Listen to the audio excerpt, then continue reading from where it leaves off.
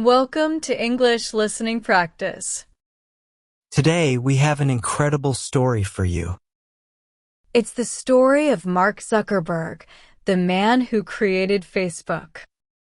We'll explore how a college student became one of the most powerful and wealthy people on the planet. You'll hear about his secret projects, major lawsuits, and his surprising new identity as a jiu-jitsu champion and a luxury rancher. This story is fascinating, and you'll learn lots of useful English vocabulary and expressions. So please listen all the way to the end. He is standing on a mat, without shoes, under the bright lights of a high school gym. He's 38 years old, looking strong and full of a new energy. The referee raises his arm. A gold medal is hanging around his neck. This is Mark Zuckerberg, the billionaire CEO of Meta. He is winning his first ever jiu-jitsu tournament. A few months later, he is on his huge ranch in Kauai, Hawaii. The ranch is controversial and covers 1,400 acres. He posts a photo on his own platform, Instagram. In the photo, he's holding a glass of red wine and looking at a perfectly cooked steak. His caption describes a very different life. He says he has started raising cattle, both Wagyu and Angus. What do they eat? They eat macadamia nuts and drink beer, all produced on the ranch. He writes that his goal is to create some of the highest quality beef in the world. This is the new Mark Zuckerberg. He has physically changed. He is a martial artist and a rancher. He is creating an image of strength, control, and luxury. Now let's go back in time. The year is 2004. We are in a Harvard dorm room. The room is very messy with clothes everywhere and half-closed boxes. It looks like a place for late-night coding. A 19-year-old kid with a young-looking face sits on an old couch. He is talking to a reporter from the student newspaper, the Harvard Crimson. He is wearing a yellow t-shirt, blue jeans, and Adidas sandals. He has just launched a website. He says it was a small project that took him about a week to make. It's called the Facebook. At this moment, he isn't thinking about high-quality beef or gold medals. He isn't thinking about becoming a billionaire. He smiles a little shyly and says something famous. I'm just like a little kid. I get bored easily and computers excite me. Those are the two driving factors here. How does that kid on the couch become the man on the ranch? How does the computer geek who said he didn't care about money become so rich and powerful? Why did he rebrand not just his company, but also himself? This is the story of Mark Zuckerberg. But it's more than that. It's the story of an idea, connecting the world. It is also about the unexpected problems that came with it. It's a story about the constant desire for growth and what was sacrificed for it. It's about the conflict between a mission to create an open world and the many privacy scandals. It's a story of broken friendships, big lawsuits, and public apologies. This is how a dorm room project became a global empire. It's how the kid who built it became both a coder and a king. This is the ZuckNet. The story starts in Dobbs Ferry, New York, a nice suburban town. Mark Elliott Zuckerberg was born on May 14, 1984. He was the second of 4 children and the only son. His family was educated and well off. His father, Edward, was a dentist who worked from a part of their house. His mother, Karen, was a psychiatrist. She stopped working to raise Mark and his three sisters, Randy, Donna, and Ariel. In their home, intelligence and ambition were very important. Professional life and family life were literally connected by a hallway. The design of their home gave Mark an idea for his first invention. The problem was simple. In his father's dental office, the receptionist had to shout when a patient arrived. This was loud and not efficient. Around this time, when Mark was 10, he got his first computer. He quickly realized he wanted to be a programmer, not just a user. His father started teaching him Atari basic programming. The lessons worked well. At just 11 or 12 years old, Mark solved his father's problem. He used Atari Basic to build a simple messaging program. It connected the computers in the house and the dental office. He called it ZuckNet.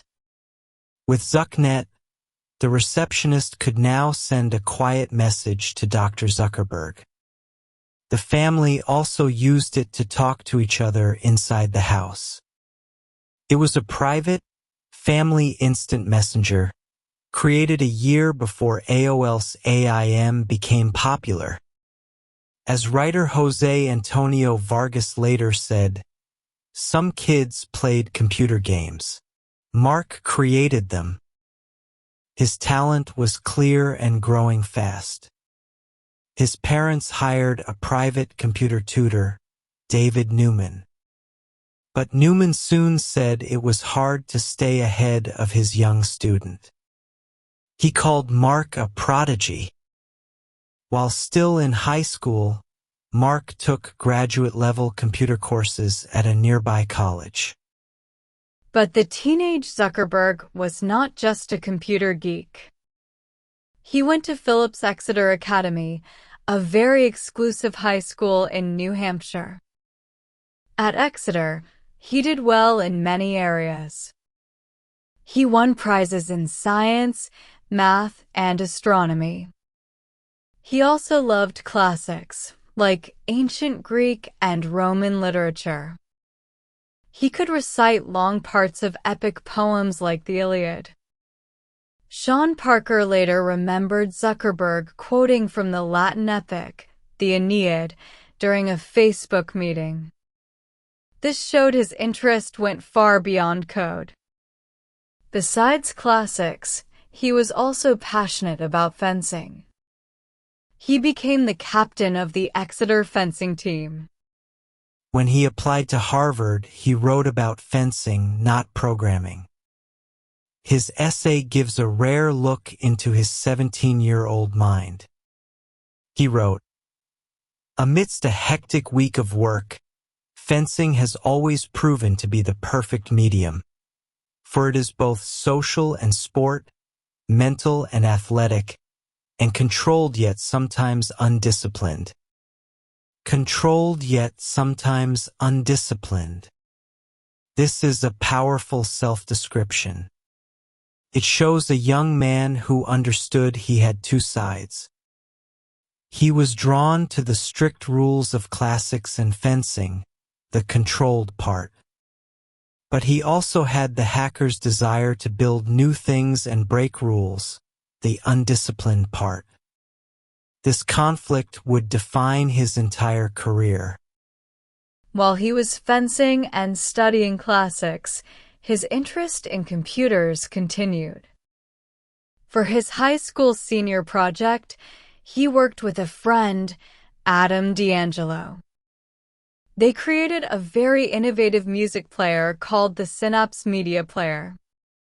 It wasn't just a normal MP3 player. Synapse used artificial intelligence to learn a user's listening habits. It learned what songs you liked and what you skipped.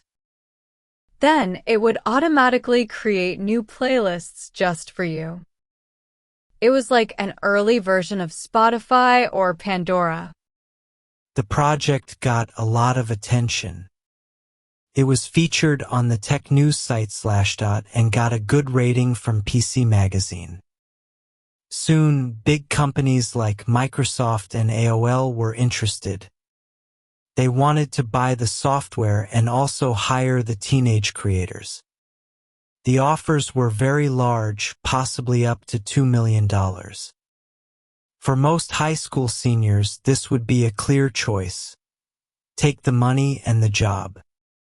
But Zuckerberg and D'Angelo made a different decision. They turned down the offers. They said they wanted to go to college. But there was a deeper reason.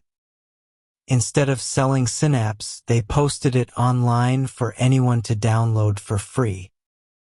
Zuckerberg explained their thinking. He said, "It's important to us that people are able to use the software for free. Software belongs to everyone." This was not just about being idealistic. It showed he understood something new and powerful about the internet. He knew that having many users could be more valuable in the long run than a one-time payment. By rejecting a lot of money, he was making his first bet on the power of a network. In the fall of 2002, he went to Harvard University. He arrived with a reputation as a computer genius. He would soon prove this reputation right and then completely change it. At Harvard, Zuckerberg was known as a programming prodigy. He studied psychology and computer science. This combination was perfect for his interest in how people interact using technology. By his second year, he was the person everyone went to for coding help. He built a program called CourseMatch. It let students see which classes their friends were taking. This helped students make social choices about their classes. It was a clear preview of the kind of social tool he would later create. But his next project would be much more controversial. The story of what happened one night in October 2003 is now a famous part of Silicon Valley history. That night, sitting in his dorm room, Zuckerberg started a coding project. He hacked into Harvard's online Facebooks, which were student directories with names and ID photos. In his blog, he wrote that hacking the servers was child's play. He stole thousands of student ID photos. Then he built a website called FaceMash. The idea was simple and rude. It showed two student photos side by side and asked visitors to vote on who was hotter. The site went viral almost instantly. In its first 4 hours, FaceMash had 450 visitors and 22,000 votes. The traffic was so huge that it crashed part of Harvard's internet network. The negative reaction was also very fast. Students were angry that their photos were being used and ranked without their permission. Student groups strongly criticized the site. Facing huge criticism, Zuckerberg shut the site down that same night. But the damage was done. He had to go before Harvard's administrative board, the school's disciplinary group.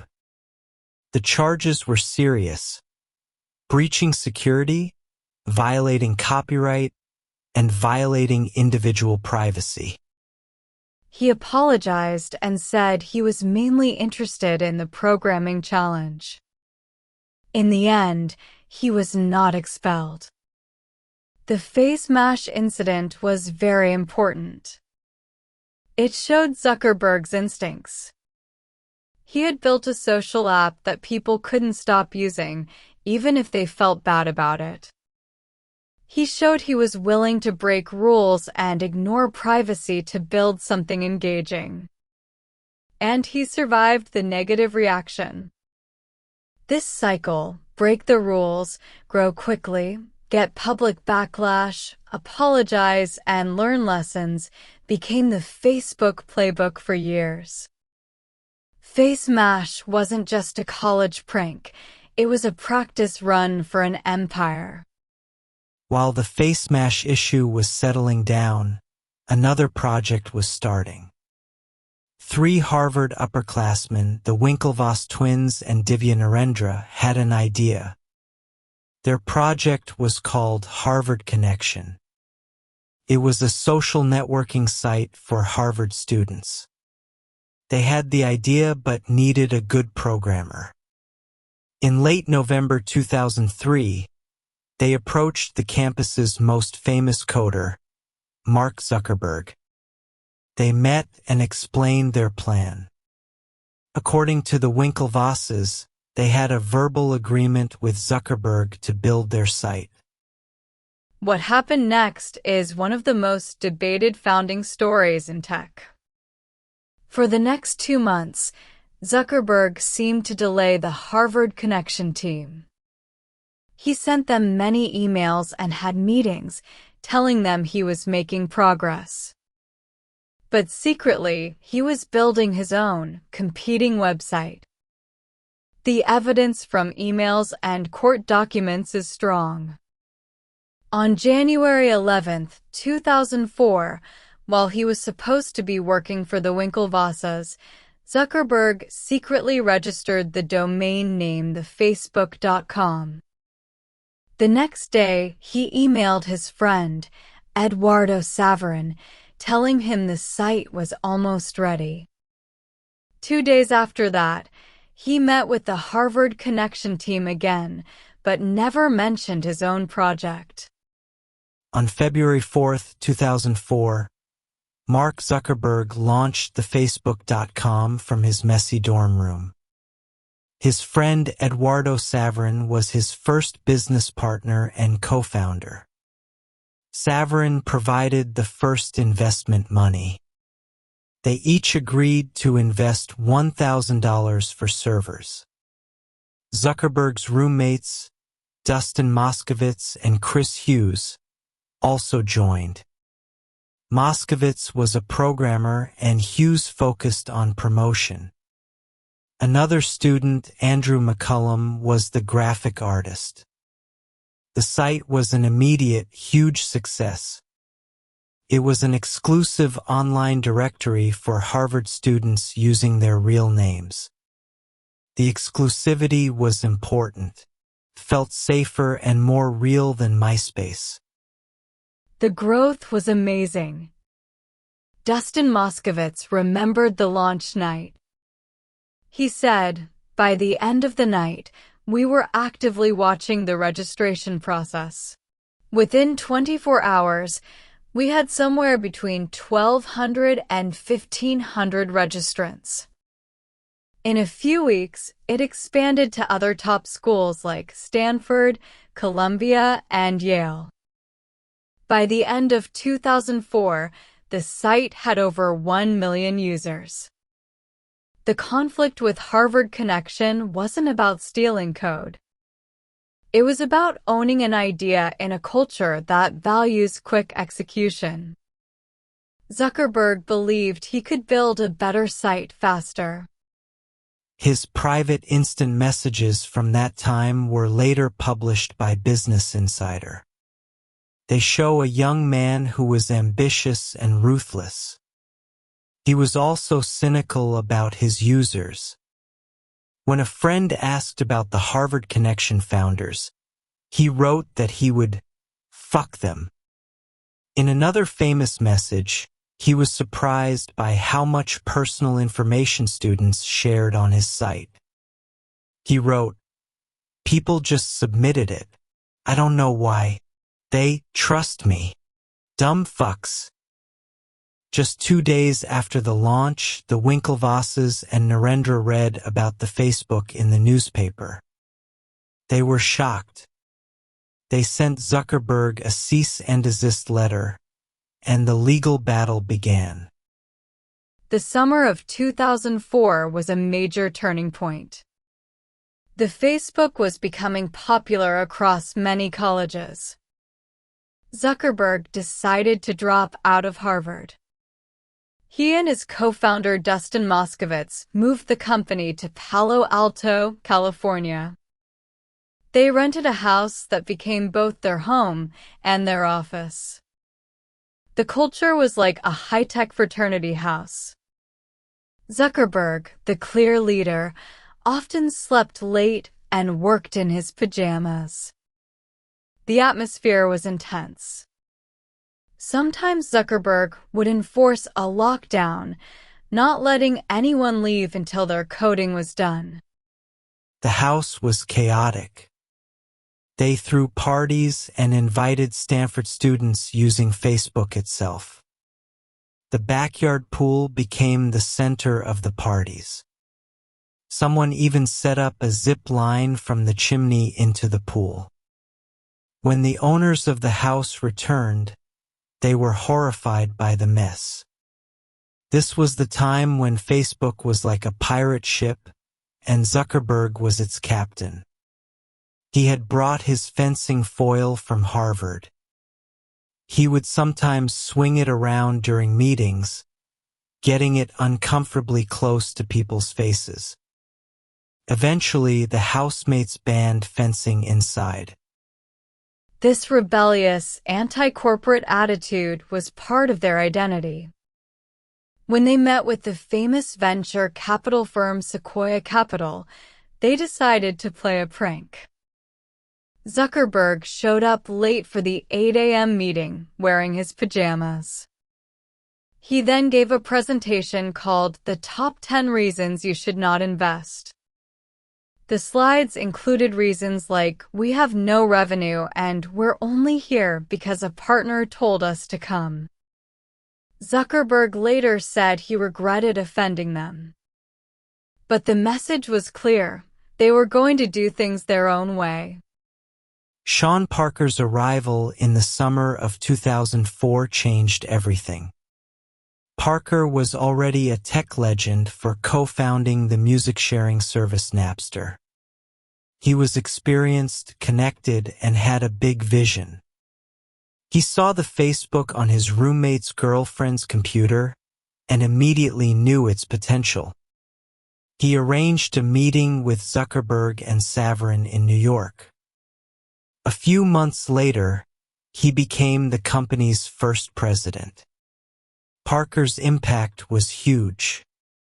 Peter Thiel, the first major investor, said Parker was the one who believed the company could be really big. Parker's advice was critical. First, the branding.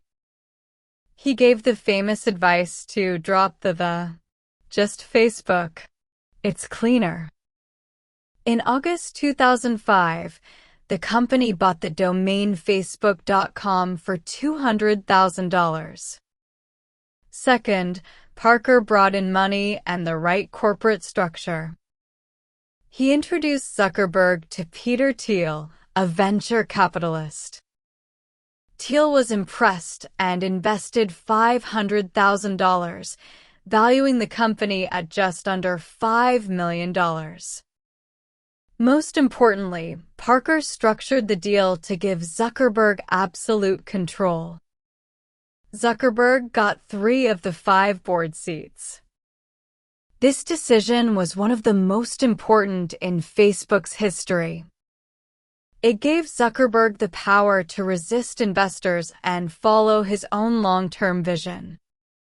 While the team in California was building an empire, one founder felt left out. Eduardo Saverin, the co-founder and CFO, spent the summer in New York. He was trying to get advertising deals for the company. This created a major disagreement. The California team, led by Parker, focused only on user growth. They believed money could come later. Saverin wanted to focus on revenue immediately. The relationship broke down. The final problem occurred when Saverin froze the company's bank account, which he controlled. For Zuckerberg, this was the last straw. Zuckerberg's messages from that time show a cold and calculated plan to remove Saverin. In one message, he explained the strategy. He said they needed to create a new company and transfer the intellectual property.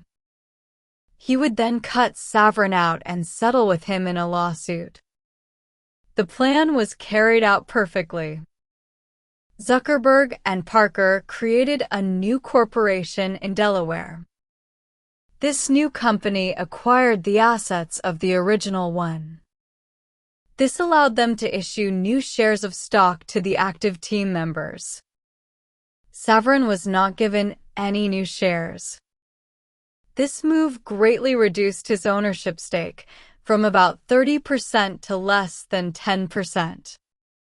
Saverin had been pushed out. He responded with a lawsuit and Facebook sued him back. The difficult legal battle eventually settled out of court in 2009. The settlement amount was not disclosed. The company officially recognized Saverin as a co-founder of Facebook. He walked away as a billionaire. But his active role in the company was over. The situation was a hard lesson about Silicon Valley. Friendships can be destroyed in the focused pursuit of growth and control. By September 2006, Facebook had over 10 million users. But the user experience was static. You had to visit your friends' pages one by one to see their updates. On September 5, 2006, that changed. Facebook launched the news feed and the mini feed. For the first time, a user's homepage became a real-time stream of their friends' activities. If someone changed their relationship status or joined a group, it was now broadcast to their whole network. The team thought it would be very popular. They were very wrong. The user backlash was immediate and huge. Users felt their private actions were now being publicly displayed. They called the feature creepy and an invasion of privacy. Protest groups formed on Facebook itself. The largest group, Students Against Facebook News Feed, got over 500,000 members in a few days. Unhappy users and reporters gathered outside Facebook's office. Zuckerberg's first response, a blog post titled "Calm Down, Breathe, We Hear You," made people even angrier. But as the protests grew, he changed his approach. 2 days later, he published a second, more apologetic message. He started with a clear admission: "We really messed this one up. I'm sorry for it." He promised to act quickly. The engineering team worked nonstop for 2 days. They rolled out new privacy controls that let users decide what stories were shared in their newsfeed. The crisis ended. But inside Facebook, executives noticed something interesting. People were using the very tool they were protesting, the news feed, to organize their protest. In a way, the controversy proved the news feed was working. It was making the platform more engaging and powerful. This was the birth of the modern social media feed. The news feed controversy taught Zuckerberg a valuable lesson. The true value of Facebook was the network itself, the social graph of real-world relationships. His next big move was to open that network to the world. On May 24, 2007, he announced the Facebook platform. His goal was ambitious. He wanted to turn Facebook into the main operating system for the social internet. He said, "Until now, social networks have been closed platforms. Today, we're going to end that." The platform allowed any developer to build apps that could integrate deeply into Facebook. These apps could use a person's friend list and profile information to spread quickly across the network. The result was an explosion of new apps, like games and quizzes. The company Zynga was especially successful with games like Farmville. For a time, social gaming drove huge user engagement and revenue for Facebook. But as the platform grew, the company needed a more mature business structure. Facebook was still run by young people focused on building a cool site. They needed an adult in the room.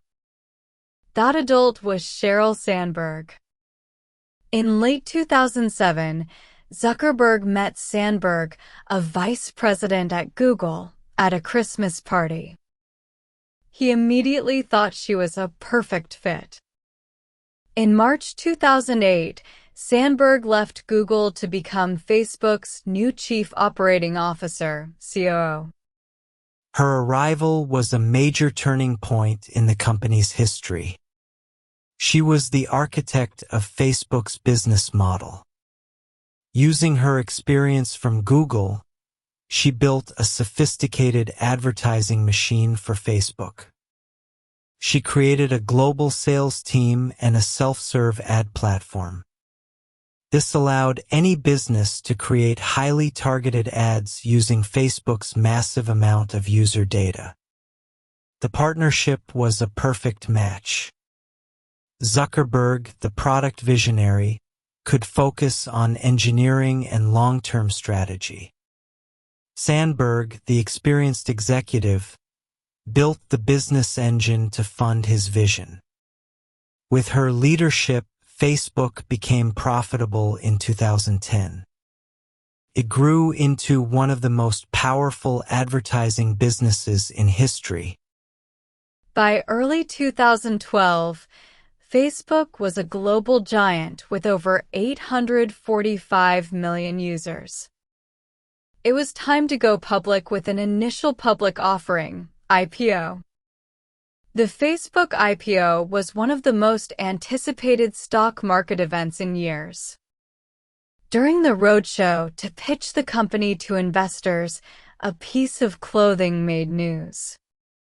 For a meeting with Wall Street investors in New York, Zuckerberg wore his usual zip-up hoodie. To the formal world of finance, this seemed very disrespectful. One analyst called it a mark of immaturity. But to the tech world, it was a symbol of authenticity. It represented the culture clash between Silicon Valley and Wall Street. The IPO itself on May 18, 2012 was a disaster. The Nasdaq Stock Exchange had technical problems that delayed trading for hours. Investors were left confused, not knowing if their orders went through. The stock was priced at $38 a share, valuing the company at $104 billion. But when it started trading, the price didn't jump as expected. It barely stayed above $38 because the IPO's bankers had to buy shares to support the price. In the following weeks, the stock price collapsed. Within a month, it had lost nearly a third of its value. The failed IPO led to investor lawsuits and investigations. People were concerned about the high valuation and its strategy for making money from mobile users. Just a month before the chaotic IPO, Zuckerberg made a very bold move. Over a single weekend, he personally negotiated the purchase of a small startup called Instagram. The price was a shocking $1 billion. At the time, many thought it was a panicked and expensive purchase. But Zuckerberg saw a threat. Instagram was a mobile-first photo-sharing app that was growing very fast, especially with younger users. Leaked emails later showed that Zuckerberg saw the deal as a way to neutralize a competitor. He was afraid Instagram had found a secret to mobile growth that Facebook hadn't. He was willing to pay a high price to bring it under his control. The Instagram deal started a series of major acquisitions. 2 years later, in February 2014, Facebook announced an even bigger purchase. It bought the messaging service WhatsApp for an amazing $19 billion. WhatsApp was the leader in mobile messaging, especially in Europe, Latin America, and Asia. It represented the future of communication, private, encrypted conversations. By buying WhatsApp, Zuckerberg not only got its huge user base but also stopped a rival like Google from buying it. Just 1 month later, he made a very different kind of bet. Facebook bought Oculus VR, a virtual reality startup, for $2 billion. This was a futuristic, visionary move. Zuckerberg saw VR as the next great computing platform after the mobile internet. With these acquisitions, Zuckerberg built the foundation of his empire.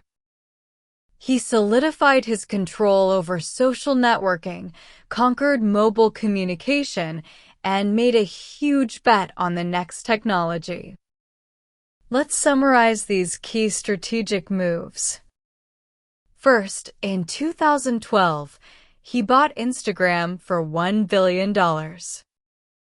The main reason was to stop a fast-growing competitor and to get younger users. Second, in 2014, he bought WhatsApp for $19 billion. This was to dominate the global mobile messaging market and stop competitors. Third, also in 2014, he bought Oculus VR for $2 billion. This was a long-term bet to own the next major computing platform, virtual and augmented reality. The empire was built, but the costs were about to become clear. For years, Zuckerberg talked about his mission in idealistic terms: to connect the world. But in 2016, the world saw the dark side of that mission. The tools Facebook built to connect people were used to divide them.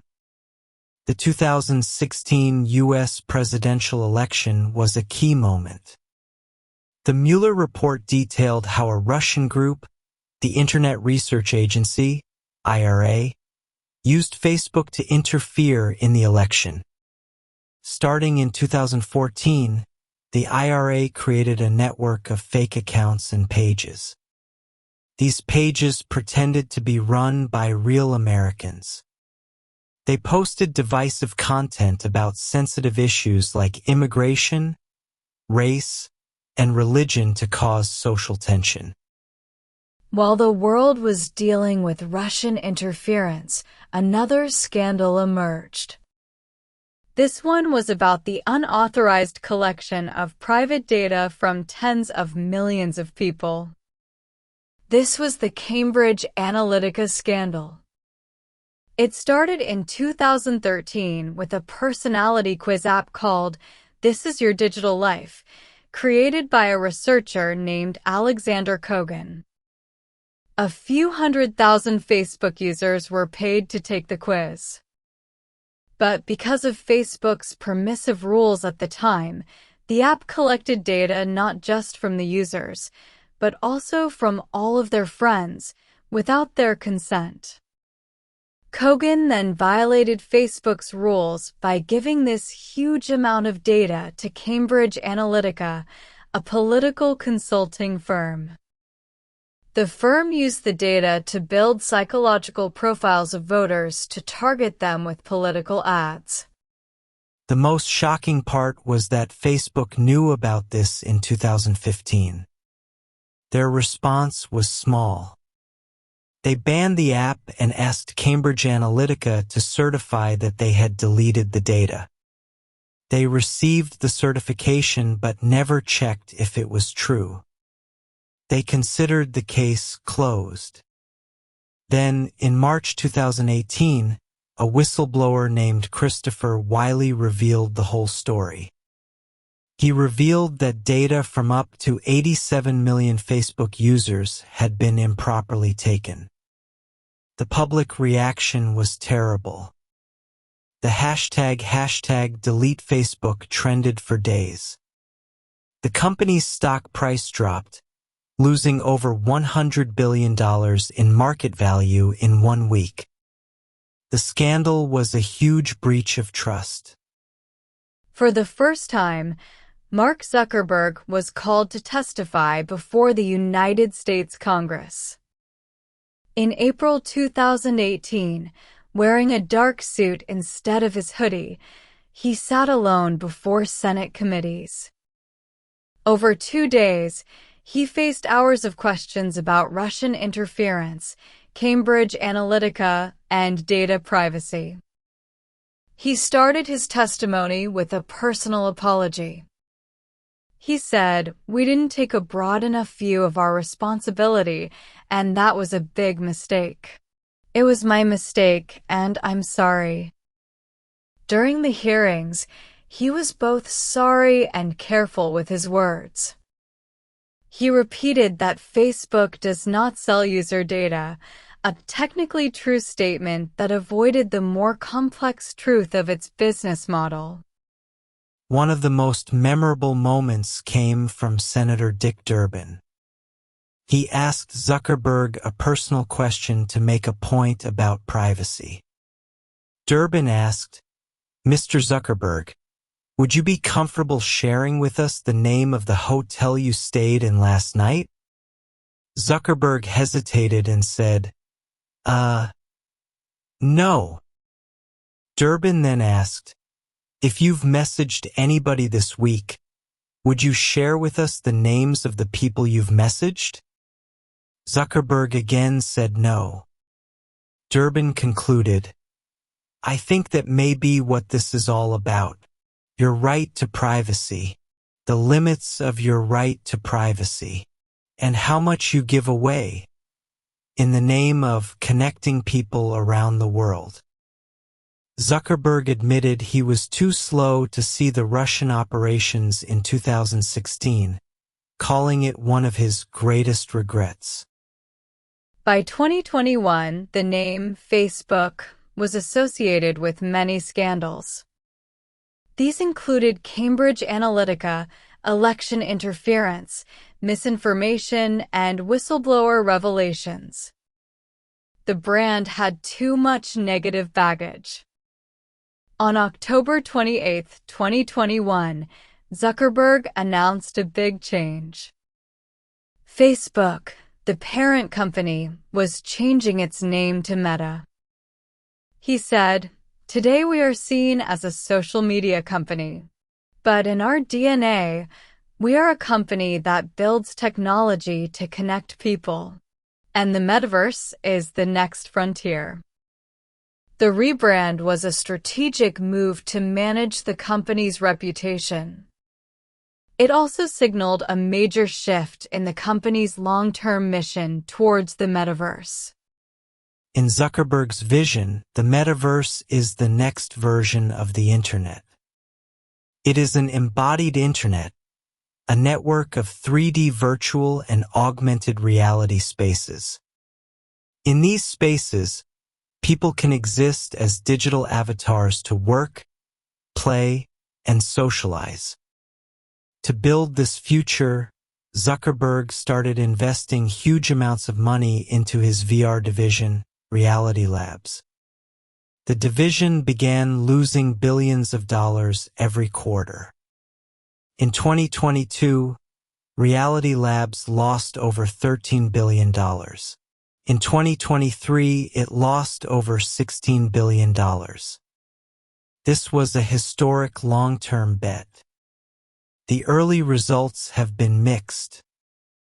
Meta's Quest VR headsets dominate the market, but the overall VR market has not grown much.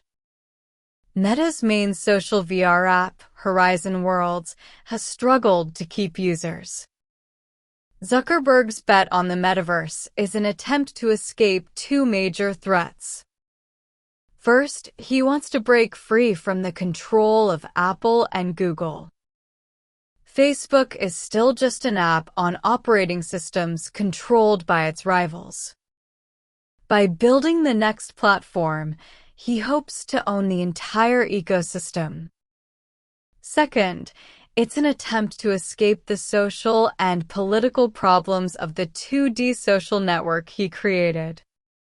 The metaverse offers a chance for a fresh start, leaving the toxic legacy of Facebook behind. As his company changed, so did its founder. The awkward, hoodie-wearing CEO was replaced by a new public image. The most obvious change was physical. Zuckerberg became a dedicated mixed martial arts fighter, especially Brazilian Jiu-Jitsu. He competed in tournaments and posted photos of his medals, creating an image of toughness. His style changed too, from gray t-shirts to designer clothes and gold chains. His social media became a tool for this rebranding. He posted videos of himself doing intense workouts and announced his project to raise high-quality beef on his Hawaiian ranch. This personal change is a strategic move to project an image of a strong, forward-looking leader. While the metaverse is the long-term vision, a more immediate battle has his full attention: artificial intelligence. As models like ChatGPT became popular, Meta moved aggressively to become a leader in AI. Meta's main strategy is to release its powerful AI models, the Llama series, as open source. This allows any developer to download and build upon them for free. This is a disruptive strategy that hurts competitors like OpenAI and Google, who charge for their technology. It shifts the competition to areas where Meta is strongest: massive computer infrastructure and distribution to billions of users. However, Zuckerberg has suggested that future, more powerful models may remain closed for safety and competitive reasons. So, who is Mark Zuckerberg? Is he the idealistic visionary or the ruthless operator? The truth seems to be that he has always been both. His image has changed, but his core personality has been consistent. He has always had a strong belief in his own vision. He has always been willing to move aggressively and break things, like social norms or privacy expectations. His story is still being written. The metaverse could be a brilliant success or a historic failure.